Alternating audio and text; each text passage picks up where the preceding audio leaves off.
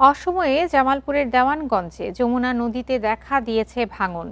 ইতিমধ্যে নদীগর্ভে বিলীন হয়েছে সড়ক, স্থাপনা, বাড়িঘর ও ফসলি জমি। স্থানীয়দের অভিযোগ, টানা কয়েক মাস ধরে ভাঙন চললেও কার্যকর উদ্যোগ নেই। তবে পানি উন্নয়ন বোর্ড বলছে ভাঙন রোধে সীমিত আকারে ব্যবস্থা নিতে প্রস্তাব পাঠানো হয়েছে। দেওয়ানগঞ্জের খোলাবাড়ির ৭০ বছর বয়সী আব্দুর রউফ ৭ বার নদী ভাঙনে হারিয়েছেন ঘর। ৫ সন্তানের কেউ পাশে নেই, ছোট্ট ঘর ছিল শেষ আশ্রয়। কিন্তু এবার সেই ঘরও ভাঙনের মুখে। বিকাশ পেমেন্টে ১০,০০০ টাকার বেশি অফার। শপিং চলছে তো। রোজা রেখেই তাই ঘর সরানোর চেষ্টা করছেন।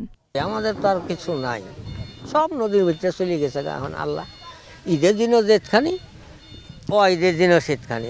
শুধু আব্দুর রউফ নন, সম্প্রতি নদী ভাঙনে বসতবাড়ি হারিয়েছেন শতাধিক পরিবার। নদীগর্ভে গেছে কয়েক একর ফসলি জমি। বিলীন হয়েছে দেওয়ানগঞ্জ খোলাবাড়ি সড়কের প্রায় ১০০ মিটার অংশ ও কয়েকটি স্থাপনা। গ্রাম বসত ভিটা ছিল, সব বিলীন হয়ে গেছে। রাস্তা ছিল এবং রাস্তাটাও বিলীন হয়ে যাচ্ছে। আমাদের দুঃখের জীবন ধুকে ধুকে আমরা শেষই হয়ে গেলাম। আমাদের এদিকে অনেক সম্পদ নষ্ট হয়ে গেছে। আমরা চাই সরকারের কাছে আমাদের যেন দ্রুত নদীর ভাঙন রোধ করে আমাদের এখানে থাকার এতটুকু ব্যবস্থা করে। যমুনা নদীর বাম তীরে চর জায়গায়, ডান তীরের প্রায় ১.৫ কিলোমিটার এলাকায় ভাঙন দেখা দিয়েছে। জরুরি ব্যবস্থা নিতে প্রস্তাব পাঠিয়েছে পানি উন্নয়ন বোর্ড। ১.৫ কিলোমিটারের মতো ভাঙন রয়েছে। তার মধ্যে আমরা ১৫৭ মিটার এমার্জেন্সি প্রোটেকশন দিয়েছি এই বিগত বন্যায়।